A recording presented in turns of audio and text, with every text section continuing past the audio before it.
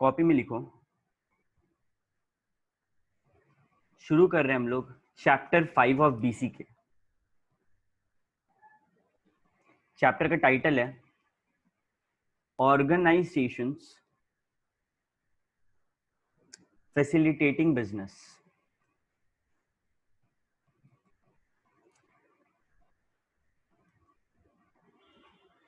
Organisations facilitating business, सबको title दे दो, ठीक है। अभी सबको ध्यान से देखना। अगर भारत का बात करें, ठीक है, भारत में तुम लोग देख रहे हैं कि बहुत ज्यादा स्टार्टअप्स आ रहे हैं आजकल, ठीक है। भारत जो है, इंडिया अपना जॉब टेकिंग कंपनी नहीं बनना चाहता, जॉब टेकिंग कंट्री नहीं बनना चाहता। क्या बनना चाहता है? Job creating company. वो लोगों के लिए जॉब क्रिएट करना चाहता है, ना कि चाहता है कि मेरा जो देश का टैलेंट है वो बाहर जाए, ठीक है। तो इस बात को ध्यान में रखते हुए 2 इंस्टीट्यूशन का सेटअप हुआ, ठीक है। ये सब कॉपी करने का, तुम लोग साथ में कॉपी करते जाओ।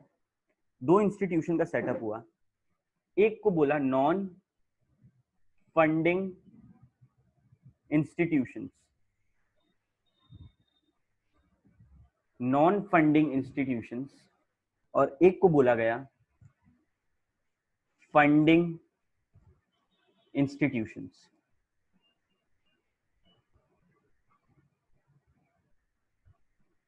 ठीक है, non funding institutions and funding institutions. सबसे पहले एक मोटा मोटा जानकारी दे देते हैं। नॉन फंडिंग इंस्टीट्यूशन जो बाकी स्टार्टअप्स, बाकी कंपनीज को पैसा नहीं दे रहा है लेकिन मदद कर रहा है।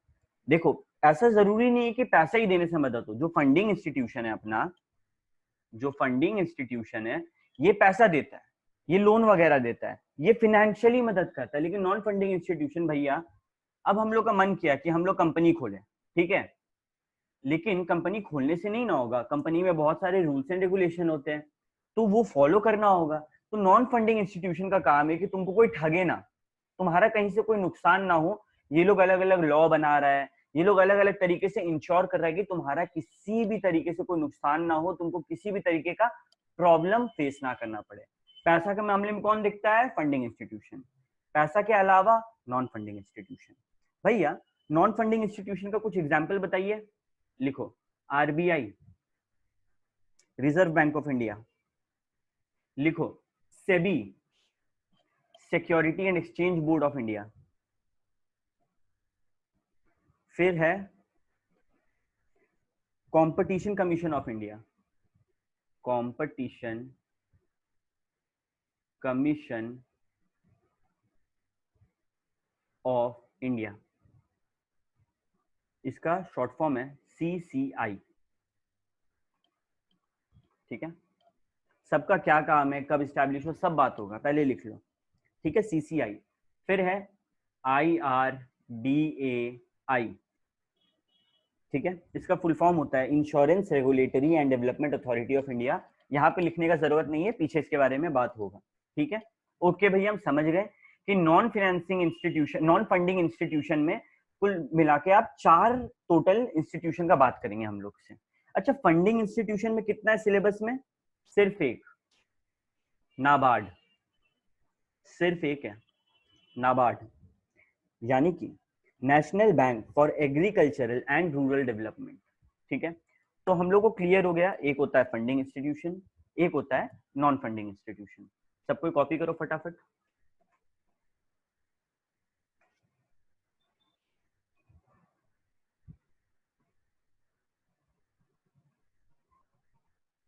ओके,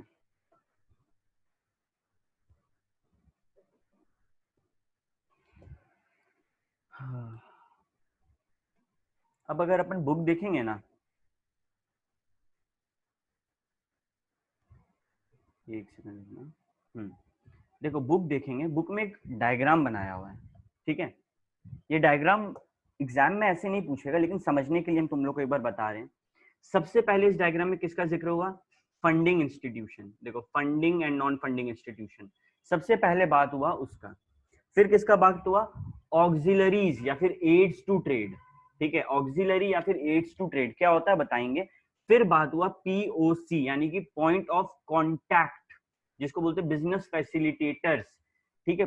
पॉइंट ऑफ कांटेक्ट है, कॉन्ट्रैक्ट नहीं है, ये चीज हम रिपीट कर रहे हैं, कांटेक्ट है, ठीक है। ओके भैया, तो ये डायग्राम है। ये डायग्राम बेसिकली क्या है, funding and non funding institution क्या होता है तुम लोग को बता दिए हम।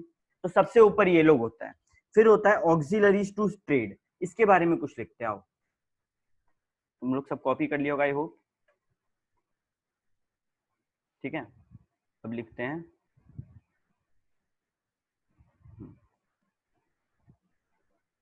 ऑक्सिलरी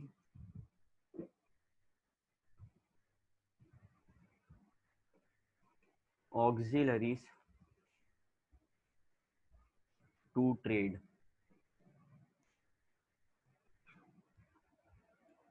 जब हम ये हाथ बनाते हैं ना छोटा सा, इसका मतलब एक नया टॉपिक है, ठीक है।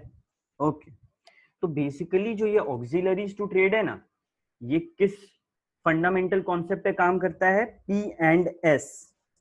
सबको ही लिखो, ये कैसे काम करता है, पी एंड एस फॉर्मूला के ऊपर, पी एंड एस फॉर्मूला के ऊपर। ये क्या है भैया, पी एंड एस सिंपल है, प्रॉब्लम एंड सोल्यूशन। अभी हम लोग कोई भी बिजनेस स्टार्ट कर रहे हैं, उसमें कुछ प्रॉब्लम होगा। जैसे भैया फॉर एग्जांपल हम लोग स्टार्ट करते हैं एक दाबेली, ठीक है, बहुत जन को दाबेली पसंद होगा, तो दाबेली का काम हम लोग चालू किए। तो भैया हम लोग को सब्जी फ्रेश रखना होगा, रात में जो मटेरियल बच जाएगा उसको अच्छे से फ्रिज में रखना होगा, तो ये क्या हुआ, वेयर हाउसिंग। तो ये एक प्रॉब्लम है, इसका क्या सोल्यूशन हम लोग को निकालना है। फिर हम लोग दाबेली एक जगह पे बेचेंगे या फिर अलग अलग जगह जाके बेचेंगे, तो तुम लोग का इशू आया कि भैया अलग अलग जगह जाके बेचना है, तो क्या यूज करें, ठेला से ले जाएं या फिर एक वैन खरीदे, वैन को मॉडिफाई करके उसमें लेके जाएं, क्या मेथड यूज करें। हर प्रॉब्लम एक सोल्यूशन के साथ आता है। तो ऑक्सिलरीज टू ट्रेड का बेसिक कॉन्सेप्ट है कि ये पी एंड एस फॉर्मूला पे कोई भी कंपनी काम करेगा, अगर करेगा तो एक प्रॉब्लम होगा जिसका हम लोग को सोल्यूशन निकालना है। जैसे कि चलो कुछ एग्जांपल दे देते, लिखवा देते हैं, प्रॉब्लम सोल्यूशन, इस साइड प्रॉब्लम लिख रहे, इस साइड सोल्यूशन लिख रहे, ठीक है। तुम लोग बताना, तुम लोग हम चैट में देखेंगे, स्टोरेज एक प्रॉब्लम है, ठीक है, स्टोरेज एक प्रॉब्लम है, इसका सोल्यूशन क्या होगा। एक टर्म होता है, किसी को भी पता है, चैट में फटाफट बताना। एक टर्म होता है, कोई सामान स्टोर करके रखना, गोडाउन में रख रहे हैं, उसको क्या टर्म से बुलाते हैं, किसी को भी पता है। आई काउंट 5 और फिर हम आगे बढ़ जाएंगे। 1 2, वेरी गुड राहुल, राहुल का आया बिल्कुल सही जवाब। वेयर हाउसिंग बोलते हैं, क्या बोलते हैं भैया, वेयर हाउसिंग। तो स्टोरेज एक प्रॉब्लम है, उसका क्या जवाब है, वेयर हाउसिंग। बहुत जन जवाब दिए, अंजलि जवाब दी, अनिरुद्ध दिया, सिमरलीन का जवाब है कोल्ड स्टोरेज, ओके, मिहिर का जवाब आया वेयर हाउसिंग, अरमान का आया, वेरी गुड, सबको पता था कि स्टोरेज का जवाब है वेयर हाउसिंग। चलो अगला कॉन्सेप्ट, अगला इस पे आते प्रॉब्लम पे। डिलीवरी का इश्यू है भैया, डिलीवरी का प्रॉब्लम है, तो डिलीवरी का प्रॉब्लम कैसे ठीक होगा। 5 गिनेंगे, देखते हैं किसका जवाब आता है। अरे गलती से बोल दिए थे अरमान अनिरुद्धि, आई डेंट मीन इट, ओके। चलो 1 2, वेरी गुड जयती, जयती का पहला जवाब। 3 4 एंड 5, ओके, बहुत जन जवाब दिए, सबको जवाब पता है कि भैया अगर डिलीवरी का प्रॉब्लम है तो जवाब होगा ट्रांसपोर्टेशन। अरे भाई तुम लोग को यहां से वहां सामान पहुंचाना है, फॉर एग्जाम्पल फ्लिपकार्ट वाला क्या बोला होगा, फ्लिपकार्ट वाला बोला होगा कि एक बंदा जो धनबाद जैसे छोटे शहर में बैठा हुआ है, उसको दिल्ली जैसे दूर, बहुत दूर है दिल्ली, वहां से सामान मंगाना है, कैसे मंगाएगा, ट्रांसपोर्टेशन से, ठीक है। ओके, एक और इशू मानो पेमेंट, पेमेंट एक इशू है, अगेन आई काउंट टू 5, और ये पहला जवाब आया, very good, bank, banking system, banking system, bank लिख दो, ठीक है, वेरी गुड, ऑनलाइन कर सकते हैं सिमरलीन, हाँ तो वही बेसिकली बैंक, ओके गुड, ठीक है। तुम लोग को समझ में आ गया ये कॉन्सेप्ट कि भैया पी एंड एस में हम लोग के सामने कोई भी प्रॉब्लम आ रहा है, उसका सोल्यूशन निकालते हैं। ये हर बिजनेस में होता है, इसको एक छोटा सा नाम दे दिया, ठीक है। ओके भैया, आगे बढ़ते हैं। आई होप तुम लोग सब कॉपी कर रहा होगा।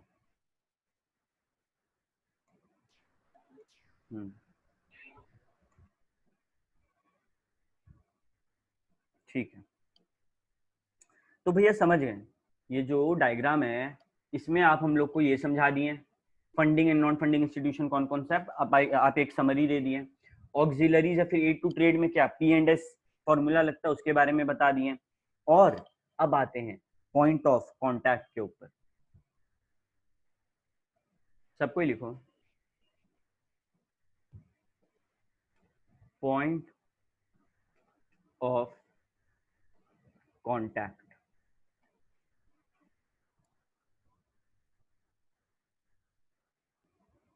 ठीक है, इसमें टोटल 4 टर्म के बारे में लिखेंगे, चारों टर्म पहले लिख लेते हैं हम लोग।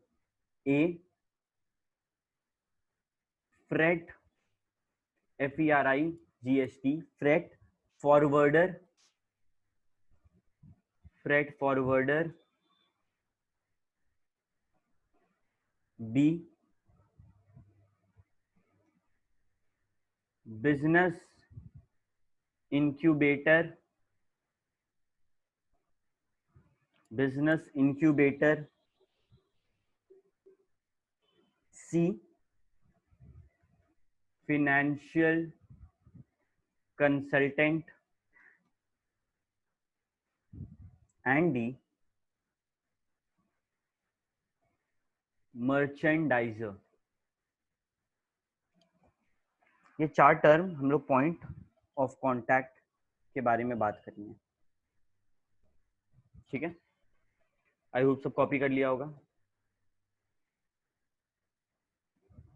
ठीक है, तो चलो सबसे पहले लिखो ए क्या है हम लोग का? Freight forwarder.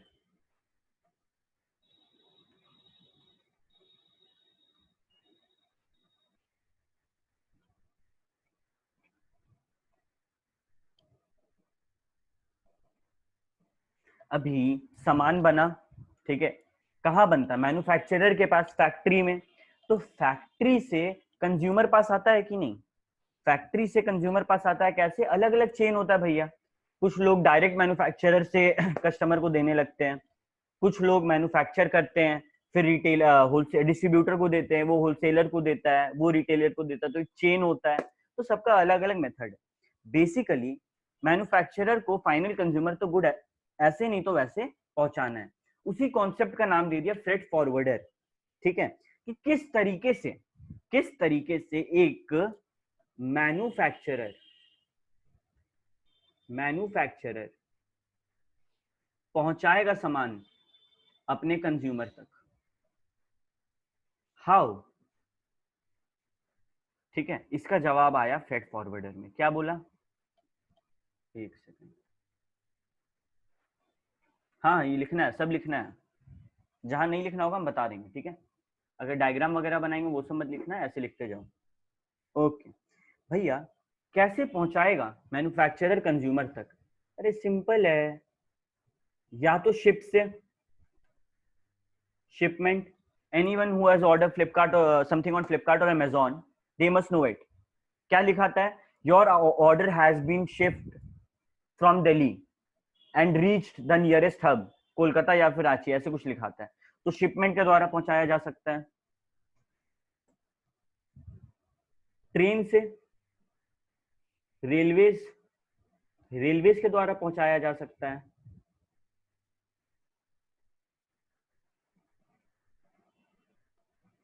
यस, एयरलाइन या फिर एयरवेज, एरोप्लेन से पहुंचाया जा सकता है।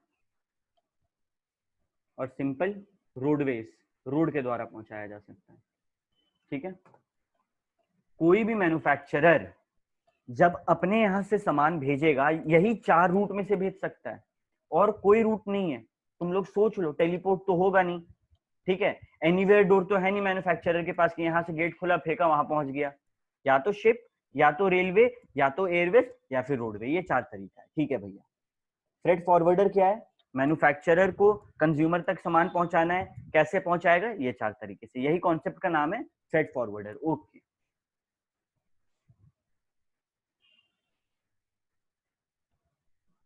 ठीक है।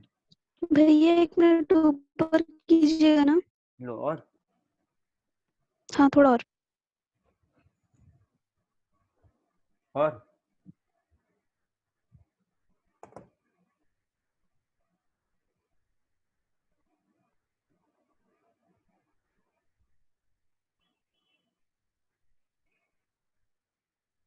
हाँ, सुजुका भी लिख दो, और कोई कार्टून है तो वो भी लिख दो, बेब्लेड, योयो सब लिख दो, पोकीमोन। वो क्या करता है? हो गया। ठीक है।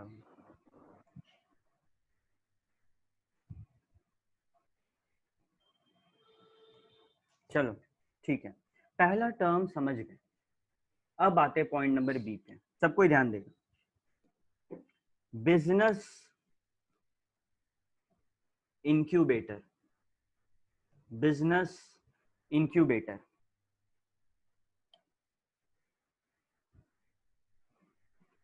लिखो इसमें, helpful for new businesses, helpful for new businesses. बोले तो स्टार्टअप। कोई भी स्टार्टअप के लिए ये कॉन्सेप्ट समझ में आता है। कोई भी स्टार्टअप अगर नया नया आएगा तो उसको दो चीज चाहिए। पहला, support with financial service, financial service. दूसरा, सपोर्ट विथ टेक्निकल सर्विस।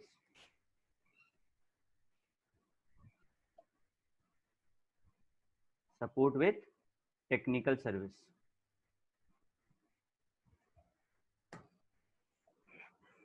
ठीक है, तो बिजनेस का मदद कैसे होगा? एक तो फाइनेंशियल सर्विस का सपोर्ट चाहिए उसको कि भैया पैसा कौड़ी दो कहीं से। ठीक है, for example, if any one of you has watched pictures, PITCHERS, pictures एक वेब सीरीज है जो कि इंडिया का है, यूट्यूब पे मिल जाएगा तुम लोग को, देखना। ठीक है, उसमें क्या होता है, एक स्टार्टअप पूरा होता है। और अगर तुम लोग, ये तो धनबाद है, यहाँ पे ऐसा नहीं होता, बट अगर दिल्ली कोलकाता वगैरह जाओगे, मुंबई दिल्ली कोलकाता बैंगलोर, ये सब जगह में क्या होता है कि एक मेला टाइप का लगेगा। ठीक है, बहुत से बड़े बड़े लोग जिनके पास बहुत पैसा है वो लोग बैठे रहेंगे। तुम एक फॉर्म लोगे, फॉर्म भरोगे, जैसे ऑडिशन देने जाते हैं ना, वैसे तुमको बुलाया जाएगा एक एक करके। तुमसे पूछा जाएगा कि तुम्हारा आइडिया क्या है। ठीक है, अगर फॉरेन में देखे तो यही होता है, शार्क टैंक्स। अगर तुम लोग कभी यूट्यूब पे देखोगे तो पता चलेगा, शार्क टैंक्स। ये सब जो है ना, ये सब चार्टर्ड अकाउंटेंट का यूट्यूब का हिस्ट्री होना चाहिए। ठीक है, ओके। तो उसमें क्या होता है, तुमको ना तुम्हारा आइडिया लेगा, अच्छा अच्छा अच्छा ऐसा ऐसा बात है, और फिर तुमको फाइनेंशियली मदद करेगा। फ्री में करेगा क्या भैया? नहीं। क्या लेगा बदले में? बदले में कुछ शेयर लेगा कि कुछ हिस्सा दे दो इसमें हमको। ठीक है, तो सपोर्ट विथ फाइनेंशियल सर्विस चाहिए, कुछ टेक्निकल सर्विस चाहिए होता है। एज चार्टर्ड अकाउंटेंट ये काम हम लोग का है, एज चार्टर्ड अकाउंटेंट ये काम हम लोग का है, टेक्निकल सर्विस देना। बोले तो कंपनी कैसे बनेगा? अब किसी इंजीनियरिंग स्टूडेंट को पता होगा कंपनी कैसे बनेगा? उसको क्या पता होगा? इंजीनियरिंग लोग को क्या पता होता है? वो लोग तो बना देगा कंपनी पैसा लगा के। कैसे बनेगा ये हम लोग को पता है, कौन सा फॉर्म भरना है, वो फॉर्म किसको देना है, क्या क्या टेक्निकल रिक्वायरमेंट्स है, ये सब हम लोग को पता रहता है।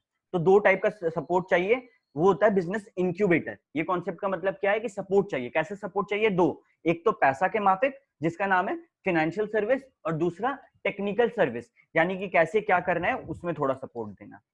अभी बिजनेस हम लोग दो चीज सीखे, मैन्युफैक्चरर कंज्यूमर पे सामान कैसे पहुंचाएगा, फ्रेट फॉरवर्डर।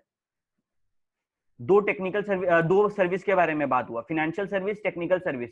टर्म क्या आया? Business incubator. अब आते तीसरे में, देखो C, business accelerator, accelerator. Now if anybody of you knows how to drive a car और a scooty और a bike, किसी को भी अगर ये तीन चीज चलाने आते हैं, उसको एक्सेलरेटर का मतलब पता होगा। अगर उसको एक्सेलरेटर का मतलब नहीं पता है और वो ये तीन में से कोई भी एक चीज चला रहा है, बाई गॉड एक्सीडेंट करेगा वो बंदा या बंदी। ठीक है, क्यों? एक्सेलरेटर क्या होता है? जिससे मेरा गाड़ी आगे बढ़ता है। ठीक है, जिससे मेरा गाड़ी आगे बढ़ता है, एक्सेलरेटर। बिजनेस में एक्सेलरेटर क्या होता है? लिखो, लिखो, support for, support for quick launching of a product, quick launching of a product. बिना एक्सेलरेटर के गाड़ी आगे बढ़ेगा? जब धक्का मारेंगे तब बढ़ेगा, लेकिन गाड़ी चलेगा नहीं, वो तो हम लोग धक्का मारते हैं। तो गाड़ी को चलने के लिए क्या चाहिए? एक्सेलरेटर। वैसे ही बिजनेस को स्टार्ट करना होगा, आज नहीं तो कर, है कि नहीं? फॉर एग्जाम्पल, सबसे बेस्ट एग्जाम्पल देते हैं तुम लोग को, एक्सेलरेट बिजनेस कैसे किया। हिस्ट्री में ये एक बहुत बड़ा एग्जाम्पल बन चुका है, ठीक है? ये नाम से सबको वाकिफ है, जियो, ठीक है? इसके बारे में हम लोग अगर सोचें तो 2016 में, अभी लिखना मत, खाली जियो लिख के छोड़ दो, ठीक है? अभी हम जो डायग्राम वगैरह बनाएंगे वो सब करना मत। 2016 में जियो सबसे पहले क्या किया पता है? क्या ऐसे ही आ गया मार्केट में कि लाओ 300 रुपया और रिचार्ज खाओ? नहीं, पहले वो एक फोन को स्पॉन्सर किया, लाइफ, ठीक है? ये एक फोन को स्पॉन्सर किया जिसका नाम था लाइफ। लाइफ का अगर मोबाइल को यूज किया है तो वो जानता होगा। उसमें अनलिमिटेड इंटरनेट पहले दिया, अनलिमिटेड इंटरनेट एकदम फ्री में। हम ये फोन खरीदे थे अपना 12th पास करने के बाद, और पूरा हीरो वाला फीलिंग आता है, क्यों? अनलिमिटेड इंटरनेट, तो सबको हॉटस्पॉट देते हैं। फिर ये क्या किया, कुछ महीने बाद, लाइफ को स्पॉन्सर करने के कुछ महीने बाद फ्री सिम देने लगा सबको, कि आओ मेरे से फ्री सिम लेके जाओ और फ्री डाटा लो, ठीक है? डाटा पे रिस्ट्रिक्शन लगा दिया, 4 GB पर डे। बेसिकली वो क्या कर रहा है? वो एक्सेलरेट कर रहा है। उसको अभी पैसा से मतलब नहीं है, उसको फाइनेंशियल हेल्प, बिजनेस इंक्यूबेटर वाला जो स्टेप था, financial help and technical help दोनों मिल चुका है। तो वो फ्री में बांट रहा है डाटा, ताकि सबको आदत लगे। और फिर वो गेम चेंजर कैसे बना? वो सबको आदत लगवा दिया, और उसके बाद वो एक नया मेथड लाया। जियो क्या किया, बोला कि तुम लोग मेरे को 3 महीने का समथिंग अराउंड 400 या 500 दो, ठीक है? 399 499 दो, और 2 GB पर दिन लो, 2 GB पर डे। लेकिन अगर हम लोग पहले का कहानी सुने, ठीक है? तुम लोग भी वो जमाना जिया होगा, एक रिलायंस का कूपन लाता होगा, ठीक है? वो कूपन को 29 रुपीज का कूपन होता है, उसको बैठ के स्क्रैच करता होगा। उसमें क्या रहता है? 1 GB पर वीक, 1 GB पर वीक। अब तो वो सिस्टम नहीं है, अब ये तो आदि मानव लोग का सिस्टम है। 1 GB एक हफ्ता कौन चलाएगा? हम लोग के मम्मी पापा नहीं चलाते उतना, वही लोग एक दिन में 1 GB खत्म कर देते हैं। तो कॉन्सेप्ट समझ में आ रहा है कि एक्सेलरेट कैसे किया? पहले फ्री में दिया, फिर एक रेस्ट्रिक्शन लगाया, और फिर अपना ये प्लान लॉन्च किया कि पहले 99 रुपया दो जिससे मिलेगा प्राइम मेंबरशिप, और फिर 400 रुपया पर मंथ। तो इस तरीके से वो मैनेज किया। अभी अगर देखें तो इंडिया में सिर्फ ये बिजनेस एक्सेलरेटर के कॉन्सेप्ट के कारण जियो का almost I think 30 to 40 crore customers है, ठीक है? 30 से 40 करोड़। तो I hope you understand business accelerator क्या होता है। ओके, यूनिनॉर,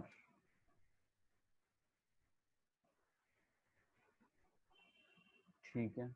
लेकिन यूनिनॉर का बिजनेस एक्सेल, हाँ मतलब यूनिनॉर बेसिकली क्या किया था ना, यूनिनॉर या फिर टेलीनॉर, वो सस्ता रखा था, ठीक है?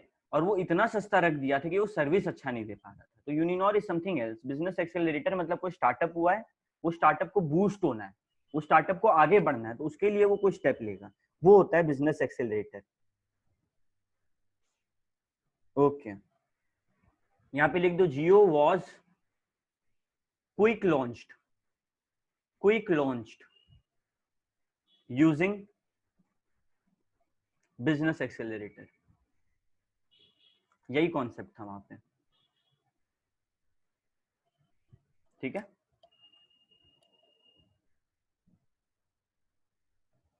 इसमें एक इंपॉर्टेंट बात याद रखना है, ये लाइन लिख लो, product commercial success, commercial success chances will be increased, chances will be increased। ये जो कॉन्सेप्ट है ना, ये हो गया अर्ली बर्ड, ठीक है? अभी फॉर एग्जांपल किसी बच्चे को सीए करना है, ठीक है? वो फाउंडेशन में आया, यहाँ पे ट्यूशन लिया, अभी एग्जाम में बहुत कम टाइम बाकी है, ठीक है? तो जिसको पास होना है वो स्टार्ट कर देगा पहले ही पढ़ना, और जो पहले ही, जो आज से पढ़ना स्टार्ट करेगा वो पास होगा। जो ये प्रोकास्टिनेट कर रहा है कि बाद में पढ़ेंगे बाद में पढ़ेंगे, उसको कुछ नहीं होगा, वो फेल होगा, और फिर मुंह लटका के बैठा रहेगा कि हम पास नहीं हुए। क्यों? क्योंकि जो पहले स्टार्ट करता है उसको एडवांटेज मिलता है। इसको क्या बोलते हैं? Early bird. जो पहले स्टार्ट करेगा उसको एडवांटेज मिलेगा। जियो ये कॉन्सेप्ट पहले लाया तो उसको एडवांटेज मिल रहा है। अब अगर कल को कोई बोलता है जियो गलत करे तो तुम बोलो, उसको तो एडवांटेज मिलेगा। क्यों? बिजनेस इंक्यूबेटर है वो, एक्सेलरेटर है वो, ठीक है, वो कॉन्सेप्ट यूज किया है। तो product commercial success chances will be increase अगर ये कॉन्सेप्ट हम लोग अपनाएं।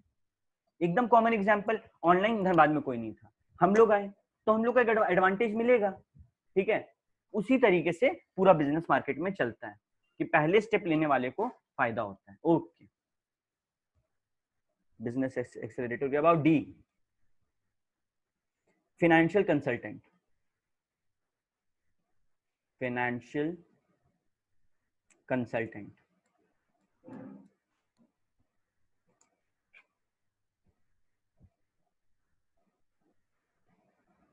ये कौन होता है भैया? ये कौन होता है? ये तुम लोग हो सकता है, ठीक है।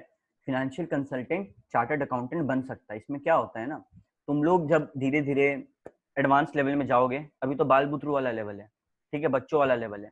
जब एडवांस लेवल में जाओगे तब तुम लोगों को सिखाया जाएगा कि एक कंपनी अगर पैसा उठा रहा है, ठीक है, तो वो कैसे मार्केट से पैसा उठाए।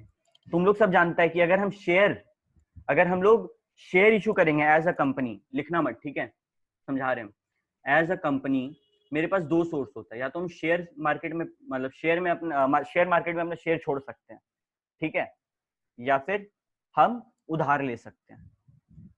तो इसका, ये दोनों का, दोनों में कुछ फायदा, दोनों में कुछ नुकसान है। शेयर मार्केट सस्ता पड़ता है, कल को मेरा प्रॉफिट नहीं होगा, हम डिविडेंड नहीं देंगे, ये फायदा है। क्या? कल को प्रॉफिट नहीं होगा, डिविडेंड नहीं देंगे, लेकिन नुकसान क्या है? वोटिंग राइट मिल जाता है ये लोग को, मेरा कंपनी में क्या होगा नहीं होगा इनके कहने पे होगा, ठीक है। और at the same time date में क्या है? डेट में वोटिंग राइट नहीं मिलता है, तो वो आराम है, लेकिन हम प्रॉफिट कमाए या ना कमाए हमको इंटरेस्ट देना पड़ेगा, ये नुकसान है।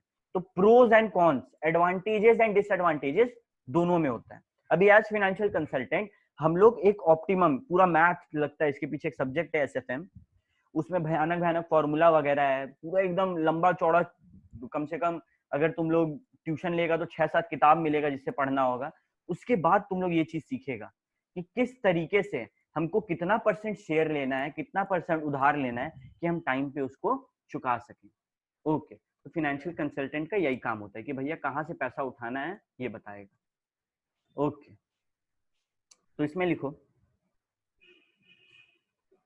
Advice the business for source of finance. Source of finance, पैसा कहां से मिलेगा ये बताएगा। every business requires financial consultancy।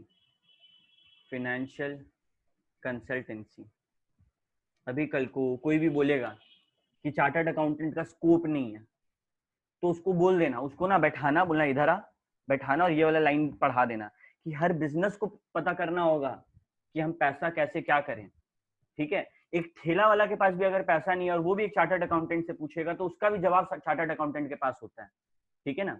Okay, आगे बढ़ते हैं।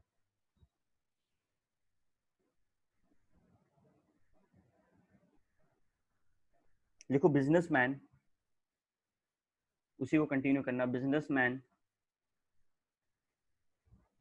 Can have thought process, can have thought process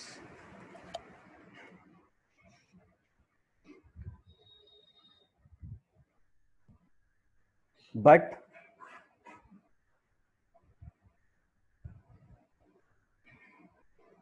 finally it depends on how to execute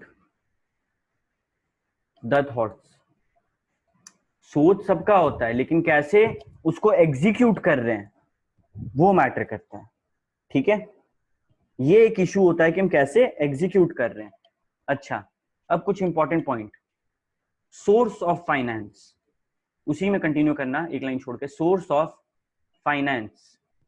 भैया पैसा कैसे उठेगा अभी बताएं।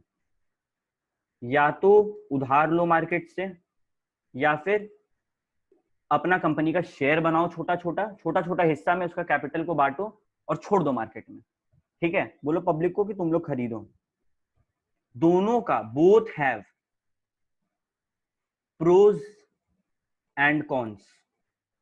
प्रोज का मतलब, कॉन्स का मतलब हम बता दे रहे हैं अगर किसी को नहीं पता है तो। प्रोज मतलब एडवांटेज, कॉन्स मतलब डिसएडवांटेज। दोनों में फायदा नुकसान दोनों है। ठीक है, फायदा नुकसान क्या है हम बता दिए, हम लिखा ही नहीं है, तो ध्यान में रखना, इंपॉर्टेंट है, कल को एग्जाम में पूछ सकता है। ठीक है, ओके यार। ये फायदा नुकसान वही है जो हम लोग differentiation between debentures and shares पढ़े थे ना 11th-12th में, वही फायदा नुकसान का बात हो रहा है। ठीक है, ओके। तो भैया फाइनेंशियल कंसल्टेंट क्या होता है पता चल गया हम लोग को। अभी एक टर्म बाकी है, एक टर्म बाकी है। एक लाइन छोड़ के लिखना है, यहाँ पे डी लिखना है शायद तुम लोग को। ठीक है, तो इसके बाद लिखना डी।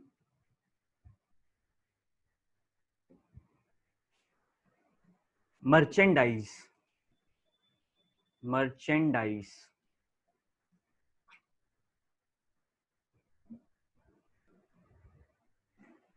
मर्चेंडाइज। अभी तुम ही लोग बताओ। ठीक है, पब्लिक को जियो पसंद आ रहा था कि नहीं, वो मुकेश अंबानी तुम लोग से फोन करके पूछ रहे थे कि हाँ भाई हाँ बहन बताओ कैसा लगा जियो मेरा। नहीं, क्या हो रहा था, हम लोग के पास उनके एम्प्लॉइज का फोन आ रहा था। अच्छा, उनके एम्प्लॉइज को क्या वो डायरेक्ट अपॉइंट किए थे? For example I live in Jharia. Okay, Jharia लिखना मत, ठीक है, आई लिव इन झरिया। तो झरिया में एक जियो का ऑफिस बना हुआ है। हमको कोई भी इशू होगा हमको पैदल जाना है जियो का ऑफिस, ठीक है, और उसके बाद अपना इशू उनको बताना है, वो लोग सॉल्व कर देंगे। तो ये जो जियो का ऑफिस है, यहाँ पे मुकेश अंबानी बैठते हैं? नहीं, यहाँ पे तो कोई और बैठता है। तो वो क्या लेके रखा है? मर्चेंडाइज। एक छोटा सा अगर आउटलेट खोल के रखे तो वो उसका क्या है? मर्चेंडाइज। बेसिकली ये छोटा छोटा मर्चेंडाइज, झरिया वाला, धनबाद वाला, इंडिया का हर कोना वाला अपना सारा रिपोर्ट देता है मुकेश अंबानी के अंडर में जो काम कर रहा है मेन आदमी, और वो फिर देख के डिसीजन लेता है कि हमको क्या बेहतर करना है प्रोडक्ट में। फॉर एग्जाम्पल एप्पल, इंडिया में तो ऐसा नहीं करता एप्पल, लेकिन अगर फॉरेन जाओगे तो एप्पल फीडबैक बना के रखा हुआ है कि आइए फीडबैक दीजिए अपना, हमारे एप्पल स्टोर में बैठिए, हमसे बात करिए और क्या क्या बेहतर कर सकते हैं। और फिर वहां से वो इंफॉर्मेशन जाता है हेड ऑफिस में और फिर वहां डिसीजन लिया जाता है। तो ये जो छोटा छोटा ऑफिस है जहां हम लोग जाके डील करते हैं, छोटा छोटा पैंटालून हो गया, छोटा छोटा बिग बाजार हो गया, हर जगह ये सब होता है मर्चेंडाइज, जो बिजनेस को ग्रो करने में मदद करता है। ठीक है, ओके, एक सेकेंड रुको।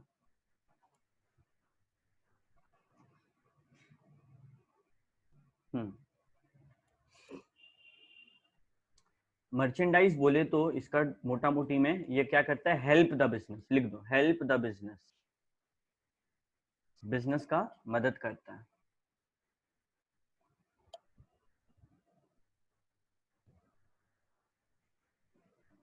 कैसे मदद करता है? Number 1, to know, to know the actual demand of the consumer, the actual demand of the consumer. Consumer को चाहिए क्या वो बताता है। ठीक है, एग्जाम्पल जियो।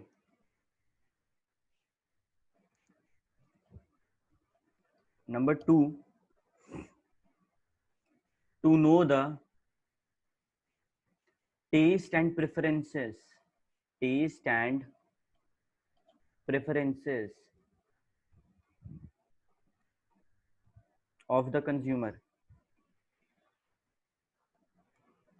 ठीक है, फॉर एग्जाम्पल, डेयरी मिल्क, ये कंपनी का तुम लोग सबको नाम सुना है। डेयरी मिल्क का ना अलग अलग अलग अलग फ्लेवर है, फ्रूट एंड नट है, डेयरी मिल्क सिल्क है, डेयरी मिल्क ओरियो है, डेयरी मिल्क बबली है, तो बहुत सारा फ्लेवर है। तो अभी जो हम लोग मार्केट में बेचे हैं, होता क्या है, हम अभी जो करेंगे ना, मतलब जो ड्राइंग बनाएंगे वो तुम लोग को बनाने का जरूरत नहीं है, ठीक है। होता क्या है, डेयरी मिल्क है, लिखना नहीं है किसी को भी ये वाला पॉइंट, डेयरी मिल्क है, वो अपना छोटा छोटा सबलेट बना के रखता है, ठीक है, डिस्ट्रीब्यूटर, और वो डिस्ट्रीब्यूटर हम लोग का घर के आसपास वाला दुकान में जाके देता है, ठीक है, छोटा छोटा दुकान में जाके देता है। अभी क्या होता है, ये दुकानदार देखता है कि कंज्यूमर क्या खरीद रहा है, ठीक है, ये कंज्यूमर क्या खरीद रहा है वो देखता है यार डेयरी मिल्क ओरियो का तो गजब डिमांड है, तो एक काम करते हैं, जब ये दुकानदार से पूछने के लिए आता है पब्लिक, जब ये दुकानदार से, छोटा छोटा दुकानदार जो हम लोग के मोहल्ले में, ये लोग से पूछने आता है डिस्ट्रीब्यूटर कि हाँ क्या ऑर्डर है, तो ये लोग क्या बोलेगा, डेयरी मिल्क ओरियो दीजिए बहुत बिक रहा है। फिर ये लोग जाके बोलेगा डेयरी मिल्क को कि भैया आपका ओरियो बहुत बिक रहा है, ओरियो बनाओ, ठीक है, वैसा ही कोई फ्लेवर लाओ बिस्किट टाइप में, ठीक है, कुकी टाइप में। तो ये लोग इस तरीके से मेथड काम होता है, सपना नहीं आता ये लोग को कि हम लोग को क्या बनाना है, कंज्यूमर का ही डिमांड पे ये लोग बना रहे हैं। अभी तुम लोग को एक केस स्टडी बताए थे हम चैप्टर नंबर 2 में, कैसे डेयरी मिल्क सड़ने लग के, मतलब जब तक रिटेलर और कस्टमर तक पहुंचता था डेयरी मिल्क गल जाता था पहले।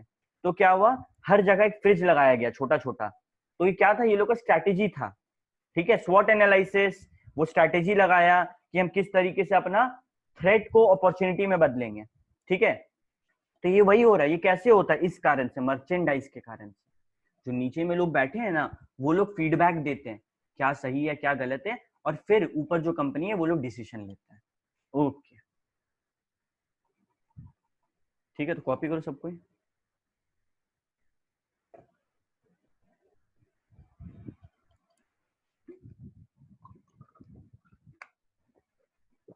आई होप सबका कॉपी हो गया होगा।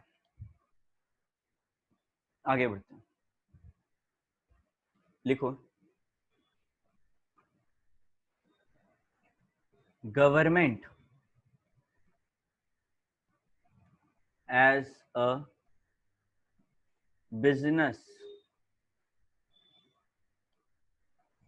Facilitator, government as a business facilitator,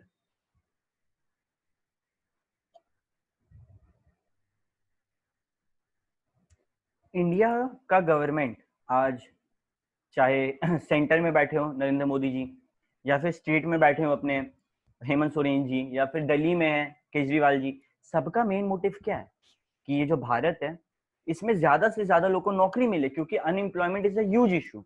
unemployment issue क्यों है, क्योंकि बहुत ज्यादा पॉपुलेशन है, ठीक है, ओके। तो बेसिकली एम्प्लॉयमेंट कैसे मिलेगा, जब एम्प्लॉयमेंट जनरेटर होंगे, ठीक है, काम देने वाला होगा तभी ना काम मिलेगा। तो फिर क्या हुआ, मेक इन इंडिया, कि इंडिया में ही बनाओ। तो जिस तरीके से make in India, skill India, ये सब गवर्नमेंट का इनिशिएटिव है, गवर्नमेंट बहुत सारा इनिशिएटिव चला रहा है ताकि स्टार्टअप बूस्ट हो, ठीक है, ताकि स्टार्टअप बूस्ट हो। तो लिखो जीओवी डॉट, यानी कि गवर्नमेंट, गवर्नमेंट ऐसे करके एस दे दो, ठीक है, government vision is, vision is of India's economic development, of India's economic development,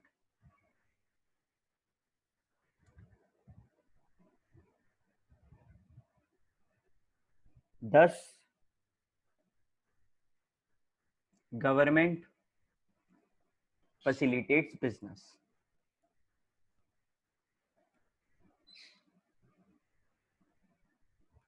ठीक है, governments vision is of India's economic development, दस गवर्नमेंट फैसिलिटेट्स बिजनेस।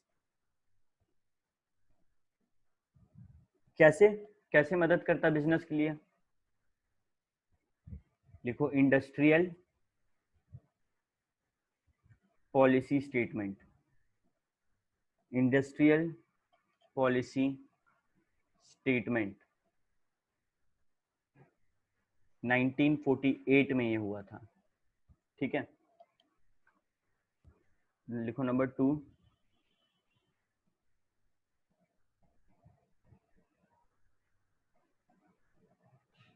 भैया थोड़ा न्यू, ऊपर कीजिए। लो, तो हाँ बस।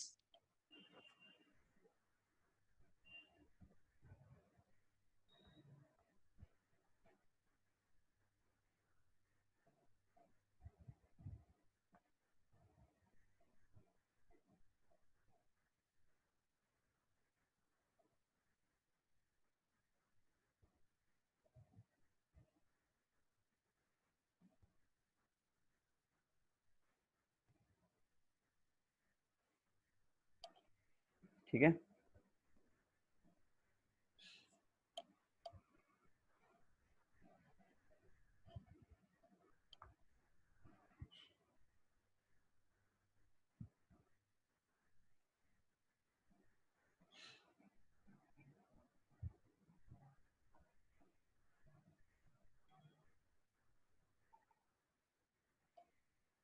आई होप कॉपी हो गया होगा पूरा, ठीक है, ऊपर का। हाँ भैया।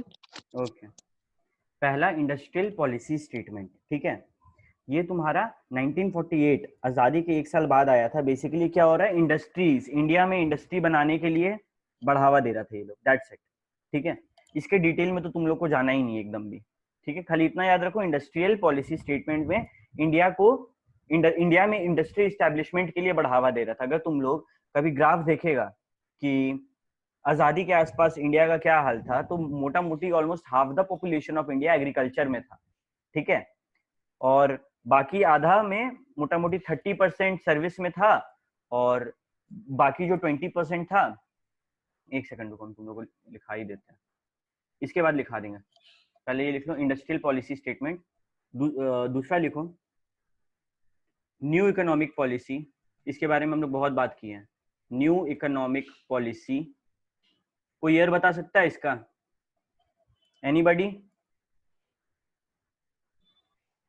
किसी को भी याद है? न्यू इकोनॉमिक पॉलिसी, बहुत बड़ा economic reform. Very good Rahul, very good जयती, सबको याद है, 1991। या तो याद है या तो किताब खोल के बैठा हुआ, ठीक है। इसका दूसरा याद है नाम क्या है? भैया। इसका दूसरा नाम क्या है? एलपीजी और जीपीएल पॉलिसी,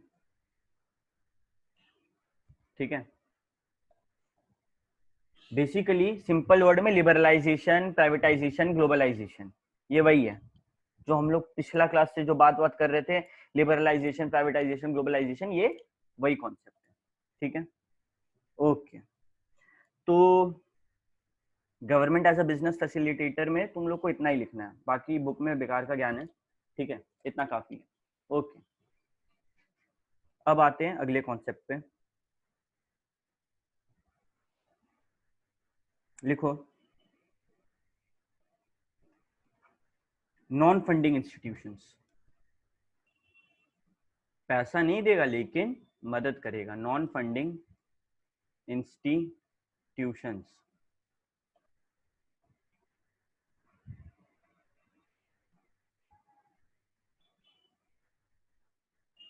सबसे पहले बात करते हैं RBI, reserve bank of India, non funding institution RBI. सबसे पहले बात कर रहे हैं हम लोग आरबीआई के बारे में, रिजर्व बैंक ऑफ इंडिया, ठीक है। सबसे पहले इसका प्रोविजंस कब ले डाउन हुआ था, इसके बारे में रूल्स वगैरह कब बना था? प्रोविजंस ऑफ आरबीआई एक्ट, ये सब डेट इंपॉर्टेंट है। आरबीआई एक्ट कब था? 1934। ये आजादी के पहले था या आजादी के बाद था? पहले था। रूल आरबीआई एक्ट का पहले ही बन चुका था। अच्छा, तो फिर इस्टेब्लिश कब हुआ था ये एक्ट?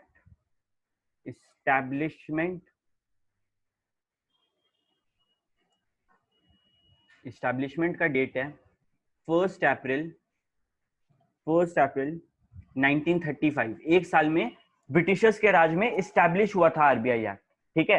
अभी तक ये हमारे भारत का एक्ट नहीं था, ब्रिटिशर्स लोग ये रूल बनाए 1934 में, बैठे लॉ बनाए कि अच्छा अच्छा आरबीआई में ऐसे ऐसे हम लोग एक एपेक्स इंस्टीट्यूशन खोलते हैं, ठीक है, जो सारा बैंक का पापा होगा, जिसका नाम रख दिया आरबीआई। फिर उसको इस्टेब्लिश कर दिया 1935 में। लेकिन मेरा देश के लिए वो कब वैलिड हुआ, कब वो भारत का बना? वो भारत का बना आजादी के बाद। नेशनलाइजेशन कब हुआ? नेशनलाइजेशन कब हुआ? लिखो 1949 में, 1949 में, ठीक है। ओके, अच्छा एक सवाल तुम लोग सबके लिए, तुम लोग के स्क्रीन पे, आरबीआई का सेंट्रल ऑफिस कहाँ है? फटाफट चैट में बताओ। आरबीआई का सेंट्रल ऑफिस कहाँ है? कोई सर्च करके मत बताना यार। ठीक है, देखे जवाब तो आया है। Good guys, very good guys. Okay Arman, ठीक है, कोई दिक्कत नहीं है। ठीक है,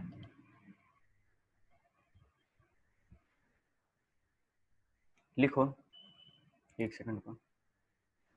तो हमको दो आंसर मिला, एक मिला मुंबई, एक मिला कोलकाता। इसका सही जवाब है मुंबई। कोलकाता वाला लोग का क्या है ना, पहले ये कोलकाता में था, प्रीवियसली इन कोलकाता लिखो नीचे में, previously Kolkata, but moved to Mumbai, moved to Mumbai in 1937। ठीक है भैया, कोलकाता में क्यों था पहले, तुम लोग को बताते। पहले ना जितने भी ब्रिटिशर्स लोग थे वो लोग बेसिकली कोलकाता में ज्यादा फोकस करते थे। ठीक है, अगर तुम लोग कभी कोलकाता जाओगे तो वहां पे एक विक्टोरिया हॉल है। ठीक है, विक्टोरिया का म्यूजियम है, बड़ा खूबसूरत, बहुत बड़ा है। ठीक है, तो वो सब ब्रिटिशर्स का बनाया हुआ है। तो ब्रिटिशर्स का मेन फोकस कोलकाता में था, दिल्ली में नहीं था। ठीक है, ओके, तो इसीलिए वो लोग कोलकाता में आरबीआई का ऑफिस खोल के रखे थे। ठीक है, अभी मुंबई में। अच्छा, आरबीआई का क्या रोल है भैया, रोल ऑफ आरबीआई क्या है? देखो, role of RBI,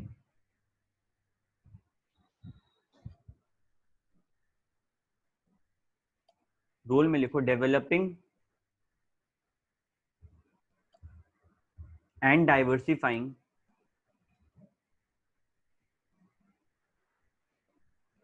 developing and diversifying countries economic and financial structure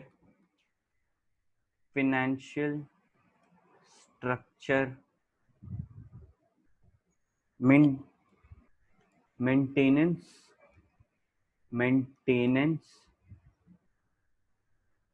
of economic stability,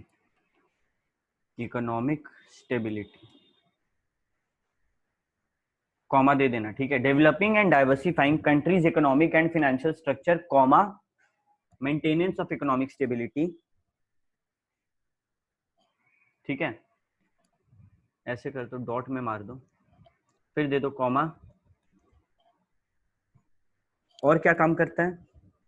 adviser to the government, government को बोलता है क्या करना है नहीं करना है। एडवाइजर टू द गवर्नमेंट,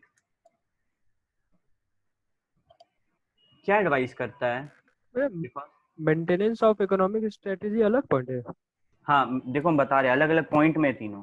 पहला पॉइंट है developing and diversifying countries economic and financial structure, फिर दूसरा है मेंटेनेंस ऑफ इकोनॉमिक स्टेबिलिटी, फिर तीसरा में आओ adviser to the government.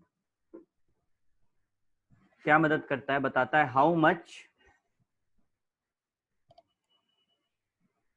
Finance to issue and when, कब इंडिया को कितना पैसा का जरूरत है, कहां से कितना पैसा लेगा, कैसे लेगा, वो सब मदद कौन करता है? आरबीआई करता है। आरबीआई एडवाइस करता है, डिसीजन गवर्नमेंट का होता है। ठीक है, फिर आगे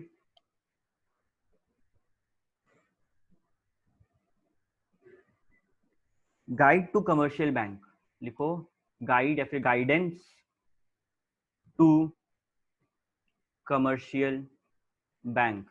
जो बच्चा भी एनोटेट कर रहा है मत करो, अब कोशिश कर सकता, अब डिसेबल कर दिया। ठीक है, तो गाइडेंस टू कमर्शियल बैंक, हम क्या बोले, सारे बैंक का पापा, ये एसबीआई, एचडीएफसी, सबका पापा कौन? आरबीआई। क्यों? सबको गाइड करता है कैसे क्या करना है, कैसे चलना है। जैसे अब अपना यस बैंक का दिक्कत हो गया था बहुत, तो आरबीआई मदद क्या कि कैसे क्या करना है, किसको खरीदना है, क्या करना है, सब में मदद कर रहा था। ठीक है, तो गाइडेंस टू कमर्शियल बैंक लिखो, इसके नीचे इसमें भी ब्रैकेट में लिख दो।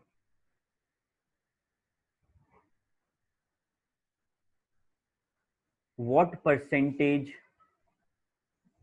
ऑफ इंटरेस्ट, कितना इंटरेस्ट चार्ज करना है, what percentage of interest to charge, bank rate, repo rate, ये सब इकोनॉमिक्स का कॉन्सेप्ट है। ठीक है, bank rate, repo rate, reverse repo rate, ठीक है, सब इको का कॉन्सेप्ट है। तो ये सब कौन डिसाइड करता है भैया इंडिया में कमर्शियल बैंक के लिए? आरबीआई। ठीक है, कौन करता है? आरबीआई।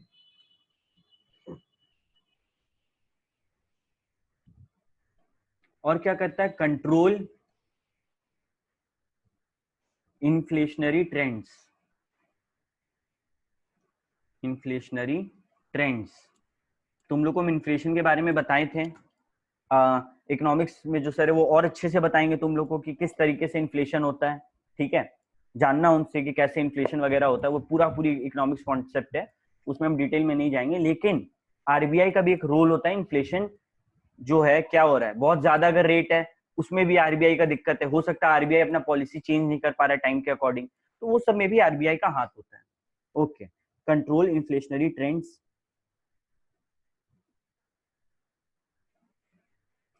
और अब लिखो फंक्शंस, पहले लिखते चलो। ठीक है, ये सब तो वो, अब वो बेसिकली फंक्शंस क्या उसका, किस लिए एस्टैब्लिश हुआ है। ठीक है, उसका बेसिकली एस्टैब्लिश होने का पहला रीजन था issuing of currency, issue of currency.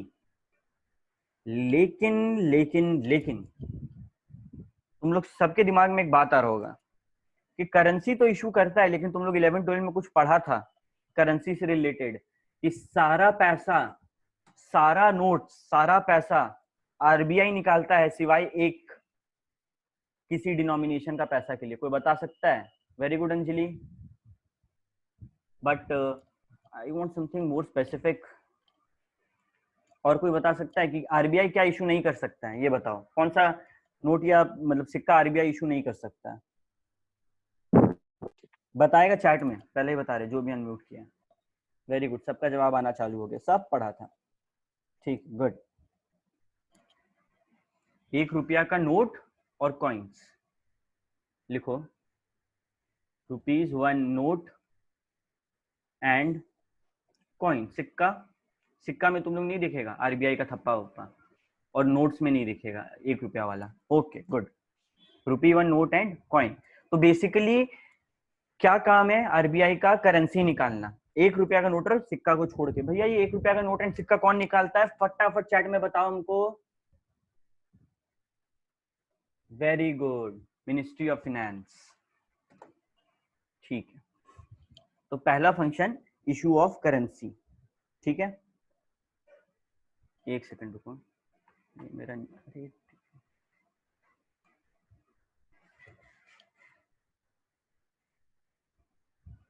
Okay. दूसरा सबसे इंपॉर्टेंट लाइन बोल रहे हैं, banker to the government. MCQ आ जाएगा इसके ऊपर direct, banker to the government. इस पे एकदम डायरेक्ट एमसीक्यू बन रहा है भाई। ठीक है, चाहे सेंट्रल गवर्नमेंट हो सीजी, चाहे एसजी, चाहे सेंट्रल गवर्नमेंट चाहे स्टेट गवर्नमेंट, इनका बैंक कौन सा है? इनका बैंक आरबीआई है। ठीक है, तीसरा मैनेज पब्लिक डेट। पब्लिक को लोन देना, क्या रेट पे देना है, नहीं दे रहा है तो क्या करना है, किसी बैंक का बहुत सारा लोन दे दिया वापस नहीं आ रहा तो क्या करना है, सब में आरबीआई देखता है। ठीक है,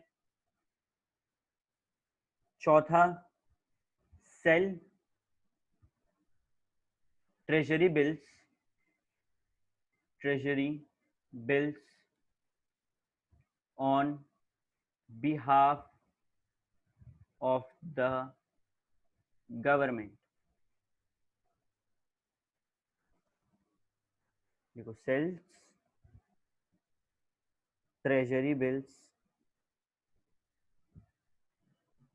on behalf of the government. Treasury bill क्या होता है ना, बेसिकली मनी मार्केट इंस्ट्रूमेंट है, ठीक है।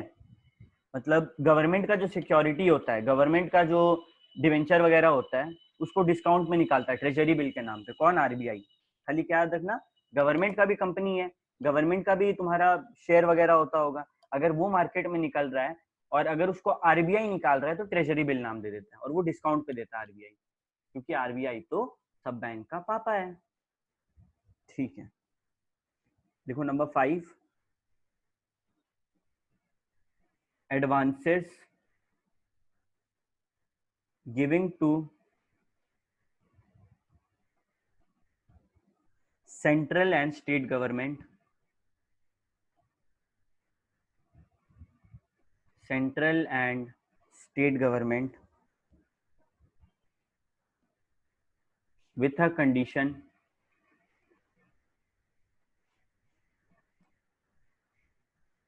to repay। उधार चाहिए, गवर्नमेंट हाथ फैलाया, कौन देगा? आरबीआई देगा। आरबीआई के पास अपना रिजर्व होता है देश के लिए, उससे आरबीआई पैसा देगा, ठीक है। अब आते कुछ इंपॉर्टेंट लिखा रहे हैं, स्टार मार्क कर देना। आरबीआई को और क्या क्या बोलते हैं? बैंकर्स बैंक, बैंकर्स बैंक, या फिर banker of last resort, banker of last resort, ठीक है। ये सब उसका नाम है।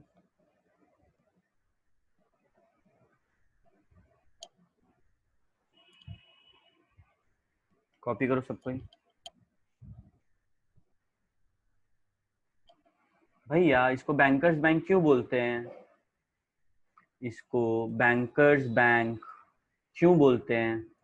नाम इसका बहुत है, आरबीआई का बहुत सारा नाम है, तो दो बताएं। देखो बैंकर्स बैंक क्यों बोलते हैं, इसका रीजन है टू कंट्रोल। आरबीआई क्या करता है? कंट्रोल करता है and supervise, control and supervise commercial bank, इसीलिए बैंकर्स बैंक बोलते हैं।